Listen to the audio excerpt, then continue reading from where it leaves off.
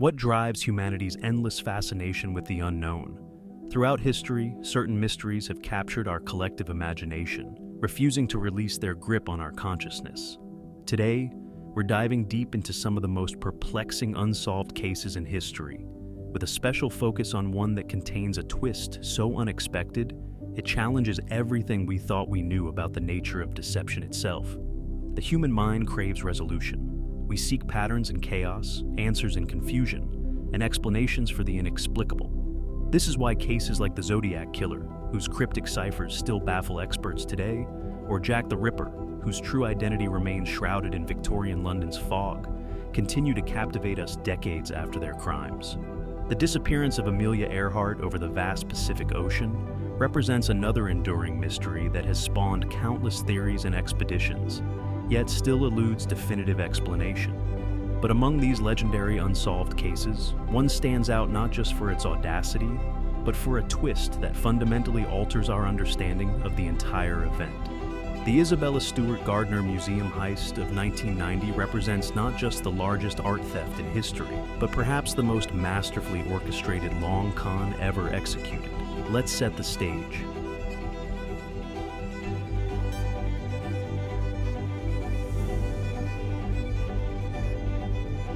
Boston, March 18, 1990.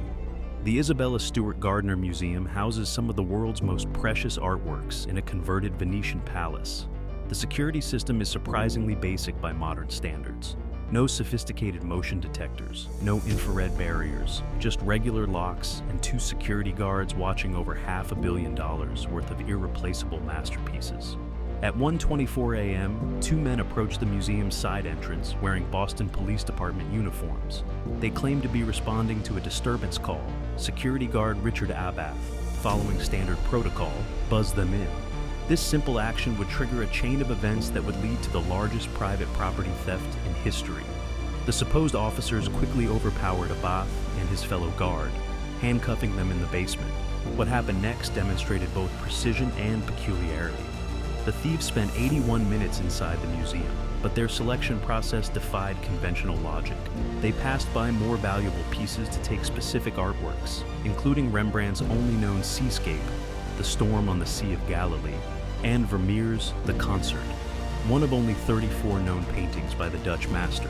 Some pieces were handled with surprising care, while others were roughly cut from their frames. The thieves took their time, methodically moving through the museum's galleries. They selected 13 pieces in total, including several Degas sketches, a Chinese bronze beaker, and a Napoleonic eagle finial. The estimated value of the stolen artwork exceeded $500 million, making it the most valuable art theft in history. The FBI's investigation revealed troubling inconsistencies. No alarms were triggered during the entire incident. The guards were overpowered with suspicious ease. The thieves seemed to possess intimate knowledge of the museum's layout and security procedures. Most puzzling of all, security footage from that night mysteriously disappeared. Naturally, investigators focused their attention on Richard Abath, the guard who had allowed the thieves' entry. His background was scrutinized, his movements analyzed, his associates questioned. But Abath's story seemed airtight. He had no criminal record, passed multiple polygraph tests, and possessed a solid alibi for the periods when the heist must have been planned. He cooperated fully with investigators, showing no signs of the nervous behavior typically associated with guilt. For years, the case remained frozen in time. The museum offered a $10 million reward for information leading to the recovery of the artwork. Tips came in by the hundreds, then thousands. Each lead was investigated, each theory explored, but the trail remained cold. Empty frames still hung on the museum's walls, a haunting reminder of what was lost. But in 1999, everything changed. A former mob informant came forward with information that would shatter the foundation of the entire investigation. Richard Abath, the seemingly innocent security guard, wasn't Richard Abath at all. The quiet, unassuming man who had worked at the museum for months was actually Bobby Donati, a notorious art thief who had spent years meticulously crafting his false identity. Donati's scheme was breathtaking in its scope and patience. He had spent years building the Richard Abath identity, creating an impeccable background that could withstand scrutiny. He had carefully positioned himself within the museum's security system, learning its weaknesses from the inside. Every detail of his false identity was crafted to withstand investigation, from his manufactured employment history to his carefully constructed social connections. This revelation transformed our understanding of the entire case. What appeared to be an opportunistic theft was actually the culmination of years of patient planning. The security guard wasn't a victim who made a fatal mistake. He was the mastermind who had orchestrated everything from the inside. The thieves didn't just know the security system, they were the security system.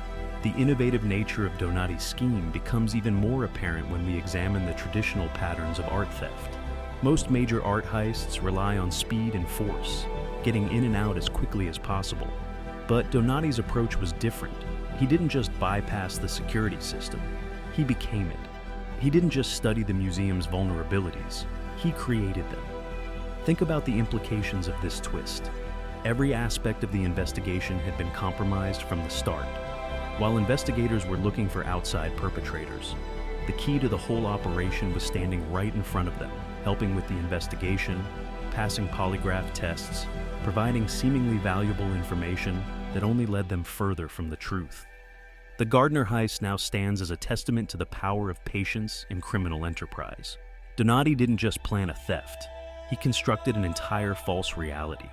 He understood that the best way to defeat a security system wasn't to break it, but to become part of it. His greatest accomplishment wasn't stealing the art. It was convincing everyone that Richard of Bath was real. Today, the Isabella Stewart Gardner Museum still offers its $10 million reward. The empty frames remain on the walls, their gilded edges surrounding nothing but air, serving as a constant reminder of what was lost. And Bobby Donati? He disappeared as completely as the art he helped steal, leaving behind only questions and a legacy of deception that continues to astound investigators. The twist in the Gardner case forces us to reconsider everything we think we know about other unsolved mysteries. How many other cases might have similar hidden dimensions? How many other investigations might have been compromised from the inside? The Gardner heist reminds us that sometimes the biggest mysteries aren't about what we don't know. They're about what we think we know that isn't true at all. As we continue to grapple with unsolved mysteries throughout history, the Gardner case stands as a reminder that the truth can be more intricate and surprising than any fiction. It challenges our assumptions about investigation, identity, and the nature of deception itself. In the end, perhaps that's why unsolved mysteries continue to fascinate us. Not just because they remain unexplained, but because they remind us that reality itself can be more complex and surprising than we ever imagined. So the next time you think about an unsolved mystery, remember the Gardner heist. Remember that sometimes the biggest twists aren't in what was taken, but in who was there all along. And perhaps most importantly, remember that in the world of unsolved mysteries, what we think we know can be the biggest mystery of all. The question remains, what other seemingly solved aspects of famous mysteries might contain similar hidden dimensions? What other twists lie waiting to be discovered, hiding in plain sight, just like Bobby Donati did for all those months at the Gardner Museum? These are the questions that keep investigators awake at night, and that continue to draw us back to these unsolved mysteries, searching for answers that might be right in front of our eyes. So, let's recap. The Isabella Stewart Gardner Museum heist is one of the most baffling art thefts in history, with a twist that changes everything we thought we knew.